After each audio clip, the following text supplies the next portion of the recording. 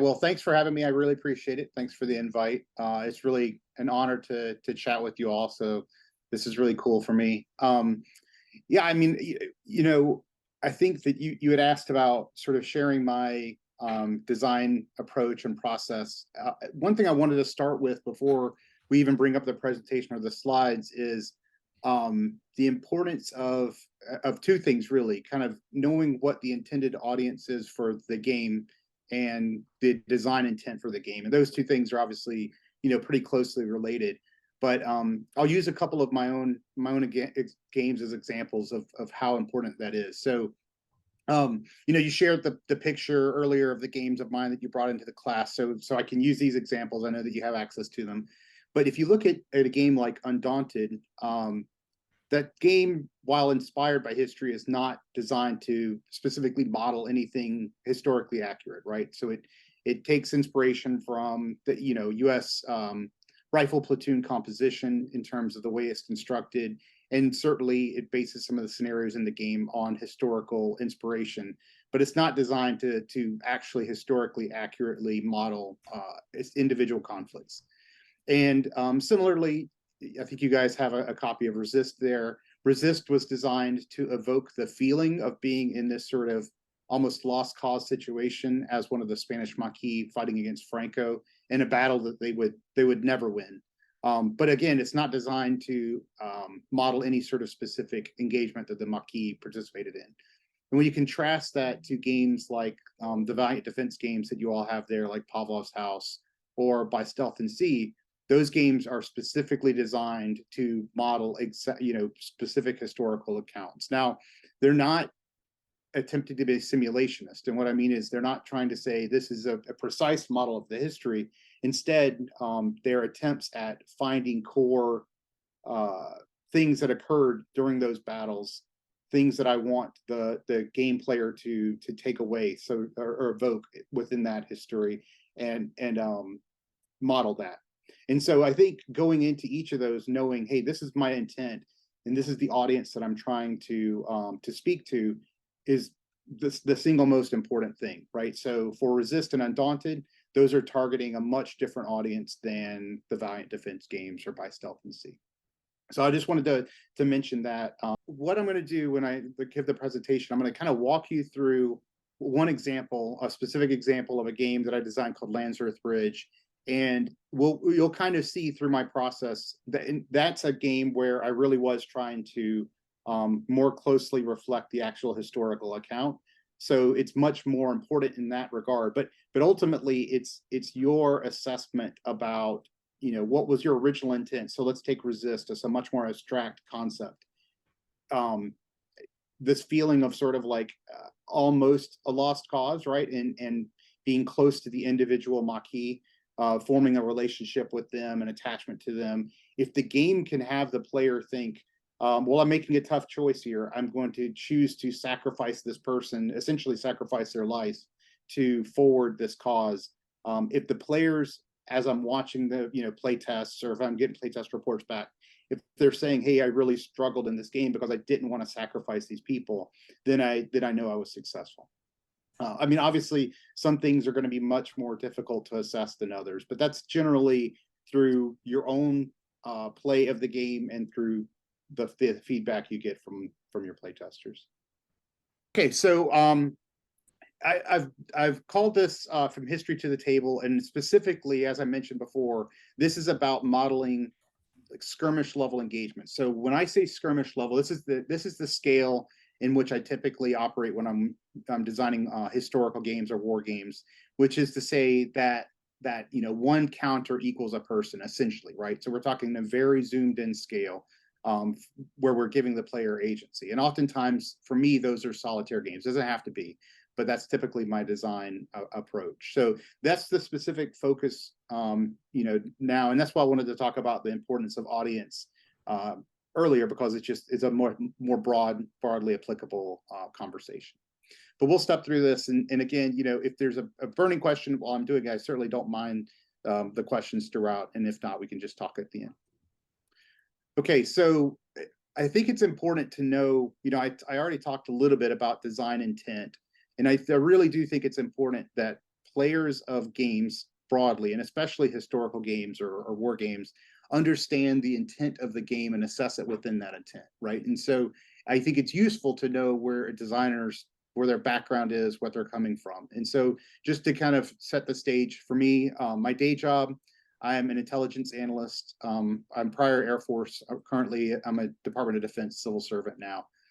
I'm working with the Air Force primarily, but in the past, I've worked with other parts of the Department of Defense.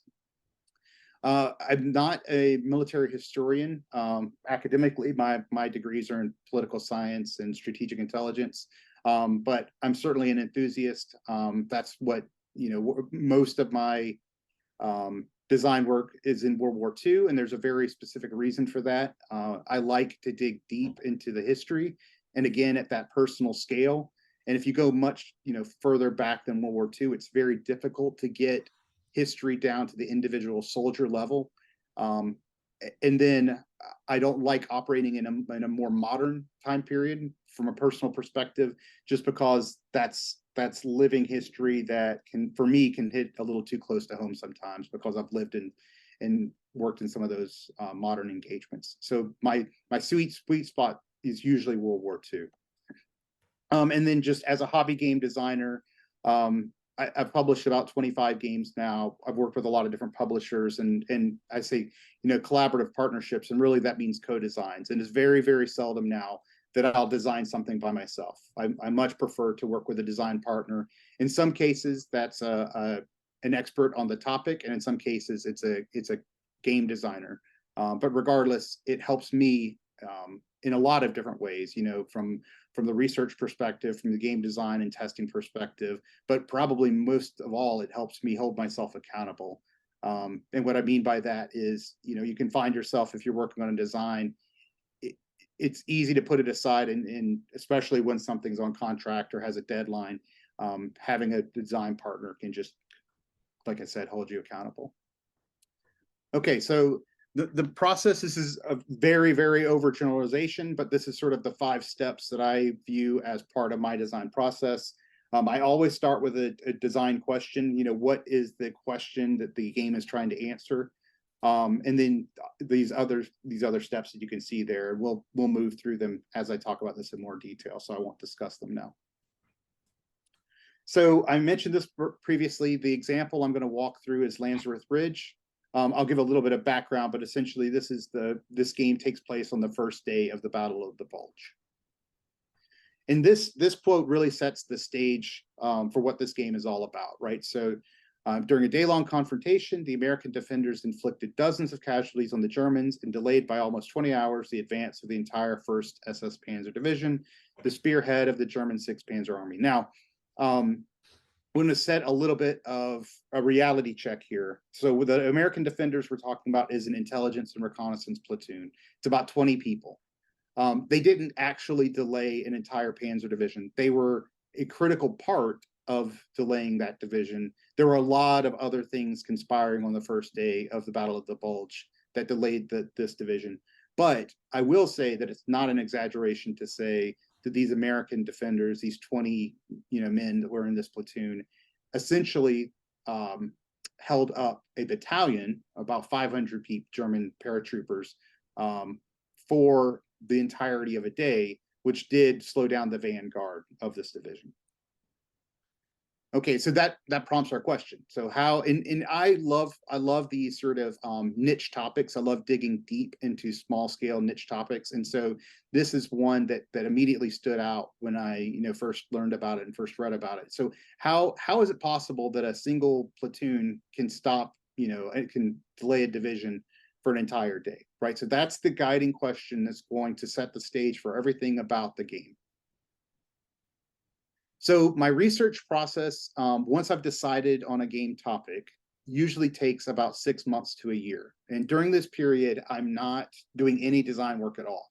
I won't even really jot down design notes. All I'm doing is collecting materials, reading materials, and what I'll do is I'll flag, okay, these are important things in the story of this battle, right? So what I mean by this, and I don't really cover in the rest of this discussion, so I'll use it as an example.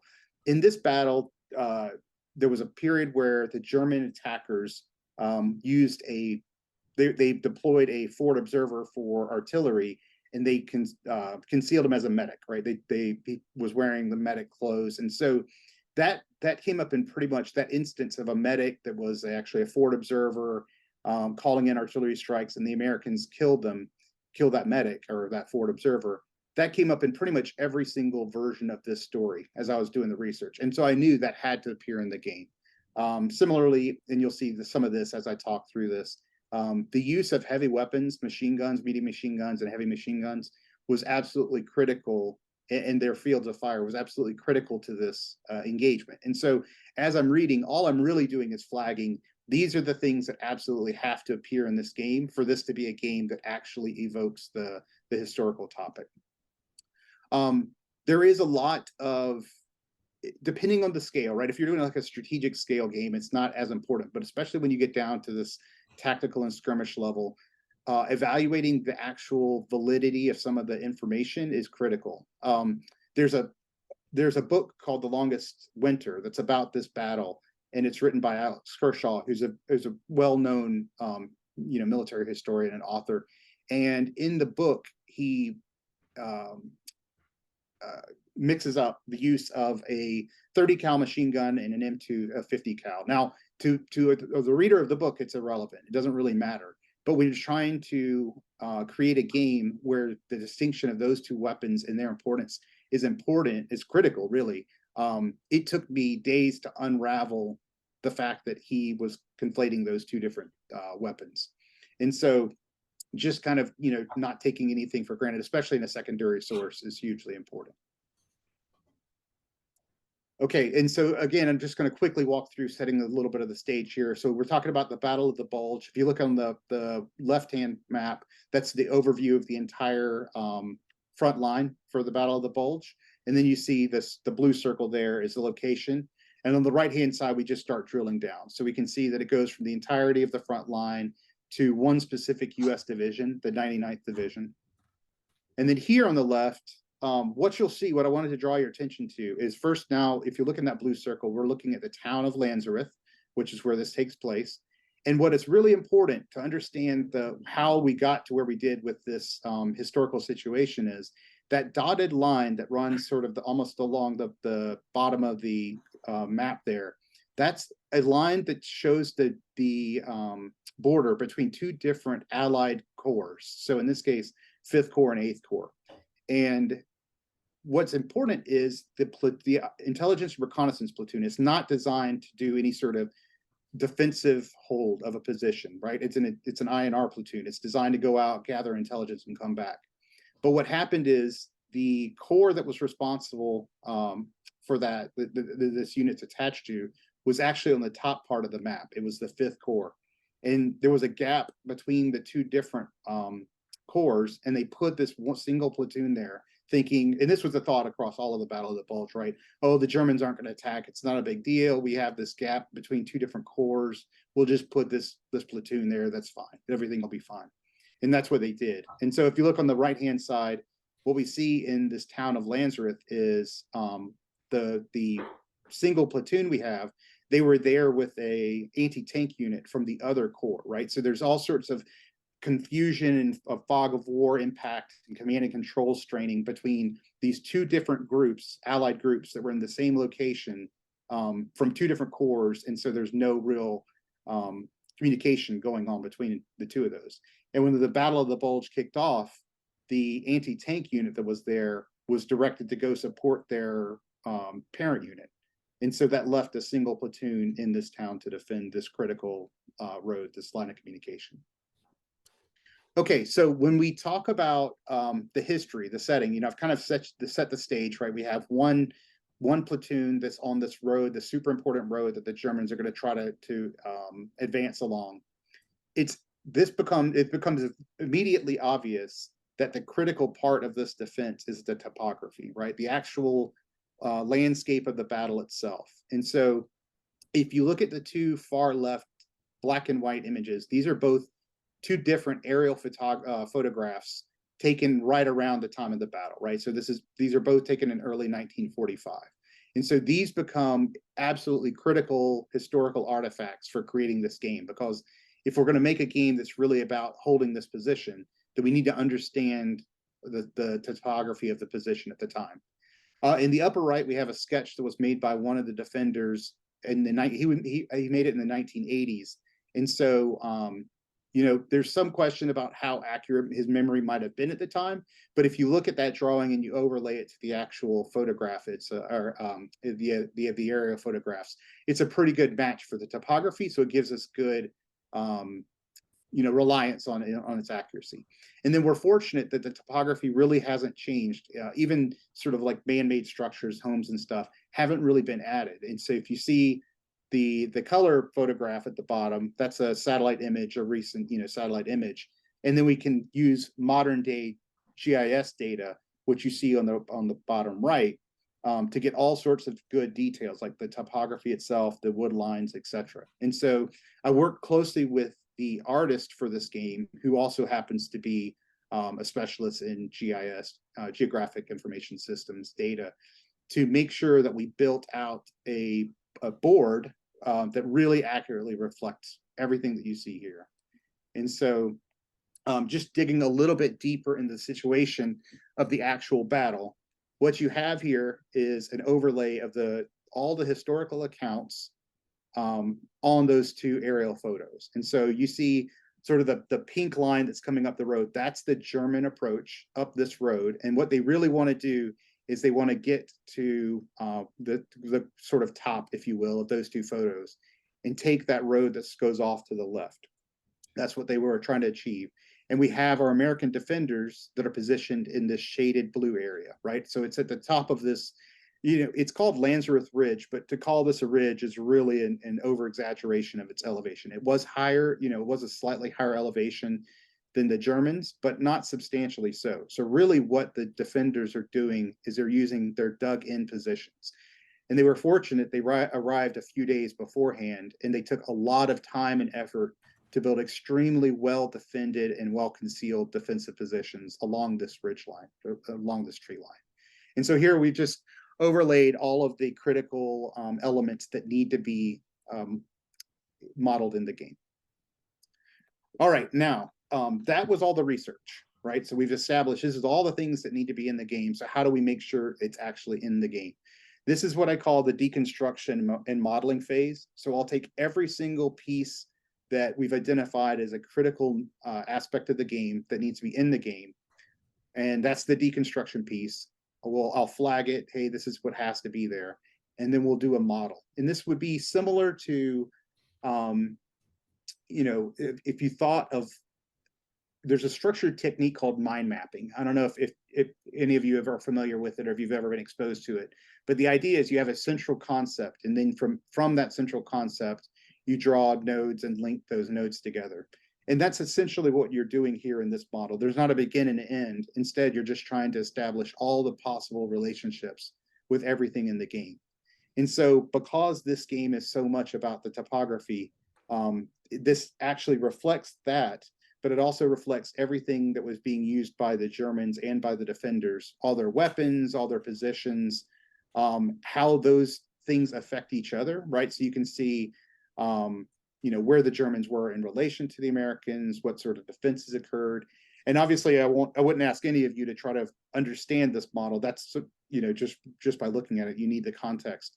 But that's sort of the point, right? Is that there's so much interconnectivity here that the point of this is to show every place there's a line that connects two things, those two things need to be able to interact in the game itself. And I mentioned earlier the importance of the topography and the research that went into it. And so this is the actual board of the game. So more so than any other game that I've worked on, this is a one-to-one reflection of the actual topography of the time to the board design in the game. And so what you can see at the top part of the board, all those square positions, those are defenders. They're hidden in the trees. They're in extremely well-concealed dugout positions. So they have fantastic protection against the German attackers. And all the circles are actual lines of attack, lines of approach that the Germans took to get to the defenders. And I'll kind of go through this in a little bit more detail, but just while you see the whole map here, what I really want to call your attention to are those circles in the middle of the board that go right across that field. And so what we had here was a battalion, like I said earlier, of German quote unquote paratroopers. And the reason I use sort of air quotes, if you will, for the paratroopers is really at this point, this was a paratrooper unit in name only. It was consisting of a lot of new recruits, many of which had zero training to include or very little training to include the officers. And so we had officers who were just basically telling their men, hey, there's Americans in those woods, charge across this open field, uphill, climb a fence, and get to these Americans that are extremely well defended. And for pretty much all day, that's all they did. They would just send waves and waves of Germans up this hill. Now, if you look on the far right and the far left, what you'll see is there were actual flanking positions that the Germans would ultimately take that went through concealed areas with cover that ultimately got into the American lines at the end of the day. And that's when the Americans were forced to surrender. And so I'm just going to quickly walk through this in a little bit more detail, largely reflecting what I've already talked about. But the forward positions for the Americans, like I said before, they had extremely good cover and concealment. And the Germans had none of that, right? They had to cross about 150 or more meters in the open. They had, like I said, they had to climb over a fence, and they were just, without trying to be too gruesome, they were just bodies of dead Germans piling up on this fence as they were trying to cross it. And they had to avoid booby traps. The Americans had they'd taken all of their grenades and they had made them essentially booby traps hanging from the trees as the Germans would approach. They were setting that off. The Americans also benefited from extremely robust line of sight and fields of fire advantage over the Germans. So all of their positions, almost all of their positions along this tree line had full visibility to all of the Germans, no matter where the Germans were coming from. And so they had extremely good overlapping fields of fire from both their machine guns and their M1 rifles. And so I just want to talk about converting some of that information into specific game design choices. So I decided early on that I would make this, not unusual at all in a war game. We'll just make the combat a dice-based combat system. But it was important to me to try to roughly model the impact of range on the attackers, because that was a critical part of the game. And so what you'll see in this diagram is just an M1 rifle, which all the defenders were equipped with. The impact from a probability perspective of it hitting the defender, depending on how far the defender away is, right? So I wanted to model that somewhat on real world accuracy, and just see, okay, this is a very straightforward, hey, at this distance, this is what the probability of hit is for the defender. And so the M1, the rifle, kind of set the stage for, if this is what it is and everybody has it, then we'll model the rest of the probabilities of all the other weapons on that as sort of baseline. And then it's easy to add effects of cover and concealment. So if you look on the far left, you'll see a machine gun position by the Germans that had, in this case, a 25% chance of success. And that's because those machine gun positions were some of the only positions that the Germans took up that had cover. And then this is an example of trying to model something like an M1 carbine, right? So the other defenders had rifles. Rifles are much more effective at long range, but an M1 carbine is a submachine gun. It has an advantage only at short range, like extremely short range. And so this was a very simple thing to do, where we just take 2d6 and you take the best of the two of those. And so, but it has an upper limit of what it can achieve. It can't even actually reach a long distance, right? Because you're not summing them. So the M1, the rifle can effectively reach as longer ranges than the carbine, but the carbine is more accurate at extremely close range. And so the importance, this is probably self-evident, but I'll stress it anyway. What we're trying to do here is to evoke the history, model things like accuracy for weapons without asking the player to think about any of that. You just say, oh, when you use the submachine gun, roll 2d6 and take the best. When you use this rifle, roll a d8. All of the things like, the upper range limit, the improved accuracy at short range, all of that is sort of modeled behind the scenes, and a player can learn as much or as little as they want about that. Like they can play the game and not think about it at all, or they can play the game and really think about, oh yeah, I understand what's happening here behind the scenes. And then I mentioned this before, the importance of heavy weapons, heavy machine guns in this game, in this battle, can't be overstated. And so this is the only game I've ever designed where it actually tracks ammunition, right? You have a finite amount of ammunition at the beginning of the game, and modeling or tracking that as a resource in the game is part of the game. And that's because it really was one of the major drivers that led them to ultimately having to surrender at the end of the day. They literally just ran out of ammunition for their heavy weapons, and they had no choice. But again, I wanted to model two things in the use of these heavy weapons. I wanted to be able to say you have the ability to concentrate fire, meaning fire multiple rounds at a single position, and what's called traversing fire, which is actually turning the machine gun across like horizontally, firing at multiple targets simultaneously. And so the game just allows you to roll multiple dice using ammunition against single targets, thus increasing your probability of hit. And it allows you to fire against multiple targets if you'd like to. Again, as long as you're willing to use ammunition. And again, every subsequent target you choose just has a penalty to attack. And so again, the game models pretty elegantly, I think, the decision space about, do I want to attack multiple targets, in the trade space with giving up those resources. And this is just a quick chart. Obviously, we won't dive into this, but it shows that all the summary of all the different weapons and the different choices you have about how to use them, etc. Okay, and I mentioned this at first. I just want to talk about the difference now between everything I just showed you and the German flank attacks, right? So there were a few German NCOs that we actually have accounts for this battle from that were furious with the officers about the sort of stupidity of attacking straight up a hill over and over and over against these well-defended American positions. And finally, the Germans did execute the flank attacks. They did it actually as darkness was hitting, as evening was coming on. And so it was sort of the absolute best time for them to do it also. But it just has everything you would want as part of an attack, right? They gained cover and concealment. They didn't have to navigate the fence. They were able to largely avoid some of the booby tracks, and they have the cover of darkness. And so in the game, it's very, very, very difficult to make it through this final attack. And if you do, then what the game is essentially simulating is you've done better than the defenders were able to do historically. And so the conclusion about this is it's really a combination of things. We go back to the original design question: how are this platoon able to defend for the combination of or throughout a day? It's through a combination of extremely good preparation and tactical expertise on the American side, but it's extremely poor leadership and tactical inexperience of the attackers. Now, one thing that's not I didn't talk through, but I want to make sure that I stress here at the end is there's a reason that some games lend themselves better to being games designed to play solitaire. And so this is a solitaire game. You take on the role of the defenders.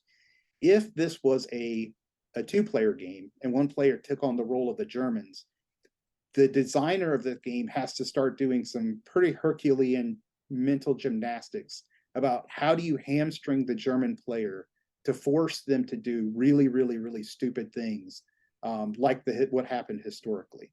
And so there's different reasons to make solitaire games. Well, one of the great reasons is when you have a situation like this, you don't have to hamstring one of the players or greatly limit their agency and the decisions they are able to make in a game that otherwise realistically they should be allowed to make.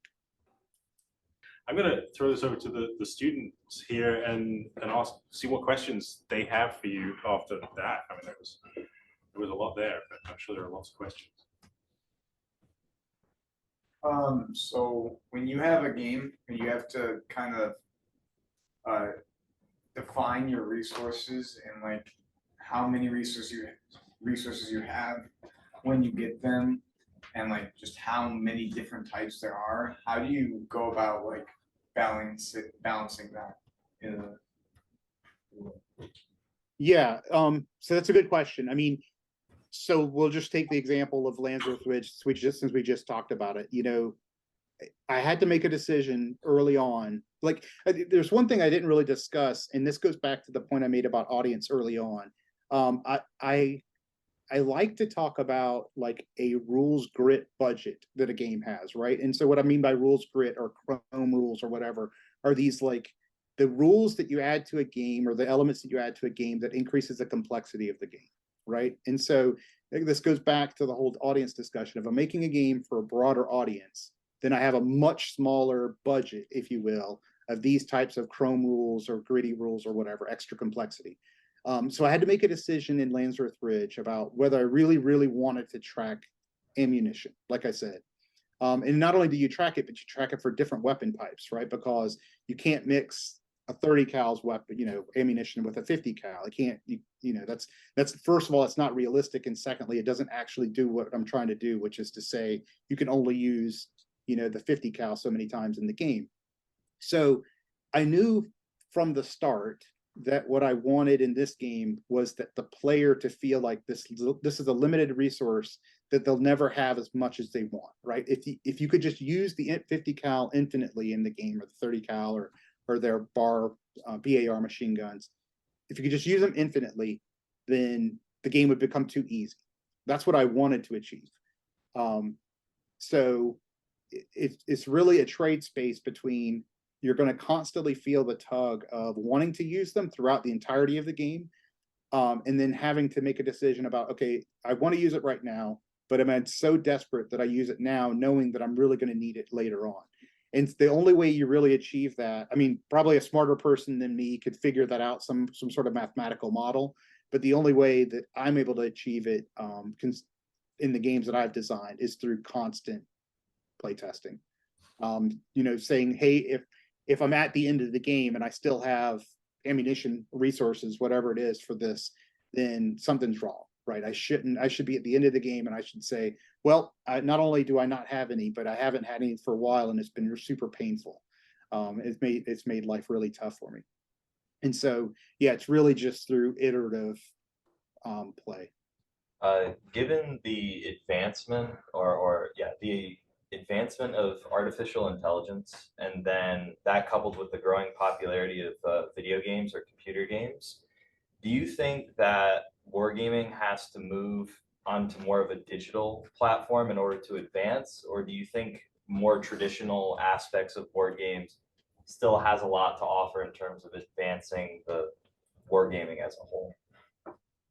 So I think that I don't think that AI really changes the benefits and the pros and the cons of sort of analog versus digital gaming right now in terms of what the analog game provides you, which, I mean, this is an oversimplification. There's a long list of pros and cons on both sides, but certainly the thing that you get in board, wargaming is a much better insight and appreciation of what's going on behind the hood in the game, right? So I can play a board war game and I can understand, here's all the rules, I understand why things are happening, etc. And when you start to play more complex video games, I mean, that sometimes that information is available to you, sometimes more, it's more transparent, but oftentimes a lot of the behind the scenes math especially is sort of obfuscated intentionally because they don't want to ask a player to make all of those choices.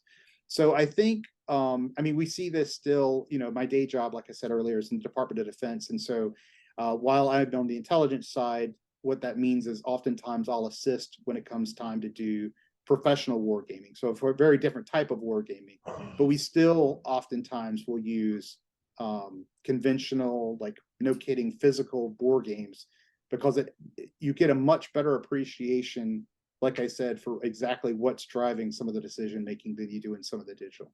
Now on the AI side, like I said, I don't think it necessarily changes the calculus a lot, but I will say this: as we go down the path of more AI and just digital gaming, there's a lot of things that you can do to try to simulate some of what you're doing on the design side and make life easier. And as long as it's used as a tool, I think that's probably a good idea. I think it's probably fine. But when you try to over simulate, what I think happens is you wind up like polishing away some of the rough edges that are probably good for a game, and you start to get away from some of the intangible sort of human factors about a design that's really hard to replicate through just a pure, sort of math AI based approach. Now that's my opinion. I know a lot of people may differ from that. So I don't think you'll see it as a replacement, and I don't think that people necessarily have to shift to it. But I do think there's a lot of opportunity for tools that can help. How do you decide how much randomness you put in your games and what types of randomness you put in your games? Yeah, so that's a good question. So it definitely depends on the game, right? It depends on the game and how, like, I mean, this all the answers go back to the audience thing about who's your target audience. If I'm making a game for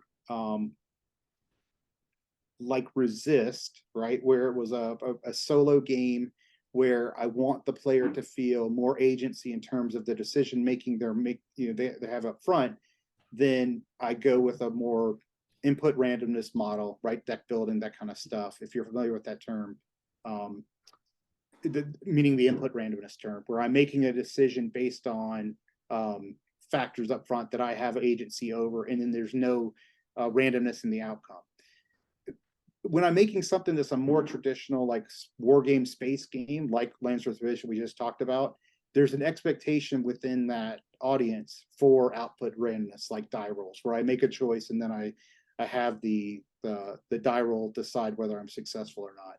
So it comes down to what I think the proper audience would expect in the game. And not to say you can't ever like subvert expectations, but that's usually the driver. And then you see a game like Undaunted that actually has both types, right? So it's a deck builder, so it has input randomness, and it's a roll for combat, so it has output randomness. And so some people might argue, and I would understand why, that's a really bad idea to have both. But it's ultimately it's a game of low complexity designed to sort of appeal and straddle two different worlds, right? A hobby gamer at large and a war gamer also. And so that was sort of the decision making on that side. Is there any tricks that you know of to make it easier to represent real-time strategy in a board game versus turn-based?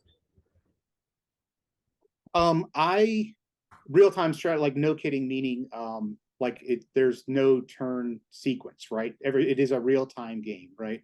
Yeah. Yeah, so I have not ever designed in that space. And I think it's really, really, really challenging. I mean, there are some good games, games that do it well, like Galaxy Trucker, would be a great example of a game that does that well. Yeah, I think that it's probably a challenge to design a historical or war game in that space. I'm not saying it's not possible. I would certainly love to try it, but I think that you have to. That approach is a much better fit for a more like a broader audience type family style game. The only things I know of are digital. Yeah, I mean, I would say that if you're interested in exploring that space, there are absolutely real-time games. Another one that comes to mind that's worth looking at is Space Cadets Dice Duel. Space Cadets at large is a real-time game, but Space Cadets Dice Duel, I believe, is a real-time game. Also, Captain Sonar is another great one. So like I said, there are games in that space, but I don't think any game has tackled sort of a historical or war game theme in a serious way. I guess what's underlying that, there's the perennial popularity of Hearts of Iron 4 within people, and Paradox Interactive seem to have done that. I don't know if you could even transpose that into an analog format. I guess in some ways it looks like an analog game taken into a digital space rather than the other way around, which I guess is interesting. And I don't know, lots of students tell me they really like it and lose whole weekends to it. So.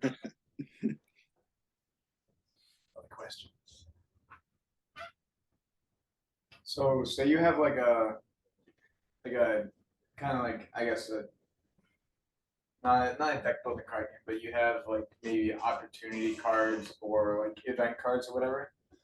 Um, what are your thoughts on like putting in cards that are just blatantly ridiculous, but in a goofy way? Like you have like I'm a fan of Magic the Gathering card game, and there's certain cards in there that are like, you you put this card down, it's an artifact, and it's like, you can't lose your game, you can't lose the game, and your opponents can't win the game. So it's like you're stuck there, and you have to kind of destroy this artifact card before you can actually proceed to win the game. Yeah, okay. So generally speaking, I don't really have an issue. Well, this is a very personal question, right? This response is gonna be all over the spectrum depending on who you're asked. So this is just obviously very much my personal opinion on this.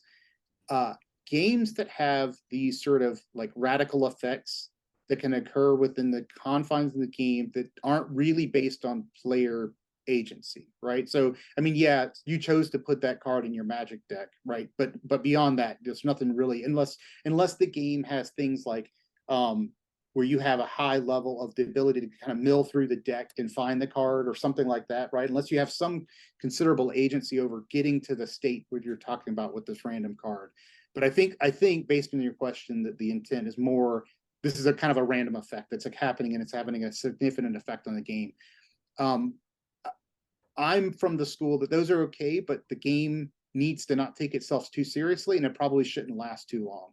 So a game that has the less player agency you have in the game, the less space it really has for like a strategic horizon, and the less amount of time you want to ask the players to invest in that game.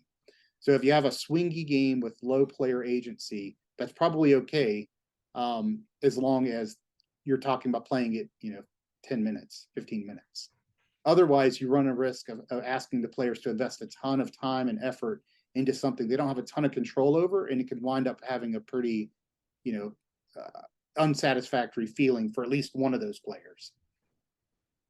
But again, you're going to find people all over. I mean, the most popular example I can think of is Munchkin and the whole family of Take That games, and that game can run a very long period of time, and there's not a ton of agency in that game, right? You're just kind of going back and forth with Take That, and it's a very popular game. So clearly there is some market for that. How do you manage available information in a game where some players might possess some piece of information that they might not want their opponent to know? Yeah, so that's a good question. I mean, it depends on the game, but Fog of War is handled really well in games that are like block war games. I don't know. Have you all played many block war games in your collection? Do you have many? I've got a number that have been put out for students. They're not actually so popular with people in there. There's kind of a how do they quite work sort of barrier on them.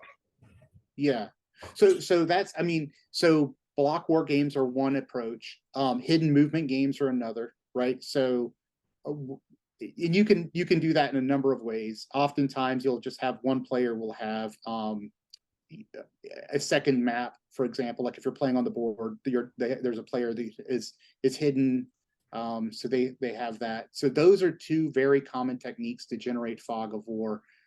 There are elaborate double-blind systems that are not really practical and aren't not broadly popular, so that's probably not a great path to explore. But I mean, I would say that those are the two most common, right, in the historical game space, hidden movement and you don't see a ton of hidden movement games in the war game and historical game space. You're starting to see a little bit more of them. And then you've got games like Atlantic Chase. I don't know if you all have seen that, but it does a really good job of simulating uncertainty. It's sort of like what it is. It's another Fog of War technique. So.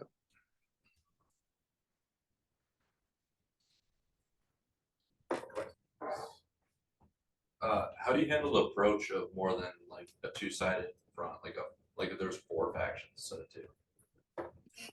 2? Yeah, so for one thing, it's a little bit of a cop out. I don't really do a lot of design work in that space. I do a lot of solo games and a lot of two-player games, and mostly that's for practical reasons. It's easier for me to do a lot of design work, like productive design work, with just one design partner, which is one of the reasons that I do a lot of two-player games, because we don't have to the practical problem of finding a third person to do the testing. And I do pretty much 100% of all my design and testing work online. I use Tabletop Simulator to do it, and because my design I don't have any design partners local to me, and so that's one way of saying basically I don't get a chance to do a lot of that. There's sort of two questions I think that are germane to your or there's two answers, responses, whatever, germane to your question. So one is just multiplayer beyond two-player games in general. How do you balance them to get away from the sort of like king making problem? And then there is, how do you model historical games where historically you often have what can boil down into two sides? And I think that the games that do that best are games like the coin games, where you have historically aligned, partial, semi-aligned factions that are always going to be looking out for their own interests at the expense even of sort of other allies of convenience. I think those are a really good model. And then the other thing, obviously, is you can have team-based games, which are my preferred. First of all, it's my preferred way to play any game. I would always choose to play 4 or 6 players or whatever as teams, but it's also easier to model. So really what that ultimately comes down to is the most challenging thing then becomes the 3-player game. And the only thing I can say, it's a very, very hard challenge. You always want, my opinion, to be successful there, you always want to generate a way of having every player in the game through the end so that they're playing for their own victory rather than trying to king make or play the expense of the others. And the one game, this recent game that came out does a fantastic job of this to look into is called Land and Freedom. It's about the Spanish Civil War. It's designed by Alex Knight, and the way it does that is it's essentially a card-driven game that each player is fighting for themselves, but it uses this interesting chip pull system. If you're familiar with that idea, you put tokens in a bag and chip pull from them to determine the winner. And mathematically, all 3 players are in the game until the very end, no matter what happens. There's always a chance for even the player that's in 3rd place to always come back and win. And so they're incentivized to play for themselves always, right, throughout the course of the game. And so that it is a significant design challenge, but I would point you to something like that as a good example of a game that does it well. Yeah, 3 seems like the hardest number to pull off. Yeah, yeah, absolutely. I know you mentioned you mainly do single and 2-player games, but what in your opinion is the importance of player interaction in perhaps say like a 4-person game or like a 6-person game, as far as like maybe trading cards or trading resources or even just politicking like you often do, like Magic or something like that? Yeah, and to be clear, do you mean the player interaction if you're playing as a team amongst teammates, or just across all the player counts? If it's just a purely competitive game? Across all accounts. Yeah. So, I mean, there is absolutely a space for multiplayer, quote unquote, multiplayer solitaire games, right? That is a popular thing. Lots of people like it, especially in the world of like roll and write, simultaneous roll and writes and stuff like that. That's fine. That's not my preferred game experience. And and also I don't think you'll see a lot of that in the historical game world either. I think it's paramount to have player interaction. Now, you don't have to interact with every player all the time. You can have these sorts of mixes of like, hey, I'm mostly interacting with this one player over here right now, but maybe I need to interact with another one. Again, this is all over the spectrum. Everybody's going to have their preferences. I'm not a huge fan of games that depend on sort of unwritten rules for informal alliances and trading and things like that, And for two reasons. First, I don't personally care for it. But mostly it's because a lot of people don't personally care for it, and it puts them in an uncomfortable space within the context of the game. And so you're asking a random group of gamers who have bought this game to develop a the sort of magic circle, if you will, their social circle for the game, to essentially do a bunch of the design work that you didn't do when you created the game, which is to establish all of these norms around how you're going to interact. And so I'm much more of a fan of the game providing the structure for all those points of interaction, right? So having explicit rules about how you trade, how you combat, how you can make alliances, break alliances, all of those things. So now there's, we could talk for days on all the different techniques for doing that, but I would just say, me personally, I'm a much bigger fan of the game actually providing the structure rather than relying on the players to adjudicate all that themselves.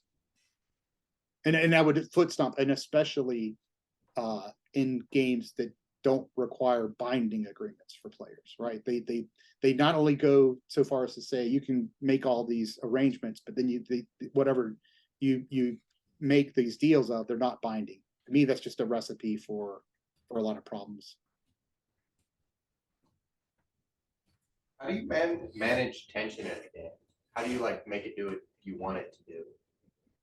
Yeah, well, so this goes back to the player count. I mean, this is absolutely the answer to the question depends on player count, right? If you're playing a solitaire game, managing tension is very different than playing a two-player game, etc. But I mean, one easy trick, regardless of the player count, is just to give the players, make sure that the player always wants to do more than they can ever do on their turn, right? So that runs all player counts, all situations, etc. I want to do 5 things right now, but either because of resource limitation or action limitation or whatever it is, I can only do 3. What are the 3 things that I'm going to do? When you do stuff like that, it really helps. Well, first of all, it organically increases the tension because you're asking the player to make tough choices about whatever that constraint that you've put them in. I think that's probably the one independent of player count thing that you can do, right? So if you've got that constant feeling of, I want to do more, and then similarly at the end of the game, oh, I just wish I had one more turn to do this one thing. Every once in a while, that can feel a little bit unsatisfying, right? Because you're like, oh, I would really like to actually see this thing to come to fruition. But I think in practice, what you get is that just means the players are more incentivized to come back to the game. Thank you so much for joining us this morning and for coming to it. It's been fantastic and really helpful and very generous of you to spend time with us. So, 1,000 thank yous. Hopefully, we're students going to dive more now into your games with a bit more of a sense of what your intentions were behind it. I think that's one of the things that's kind of important in the game space is what is the game for? What's the design intent behind it? And getting to think about it. And I'm excited to see your next game coming out on the Night Witches with Liz Davidson. Oh yeah. To wrap up, thank you so much for joining us and spending time with us this morning and answering all those questions for us. Absolutely. Yeah, thanks for having me. I really appreciate it.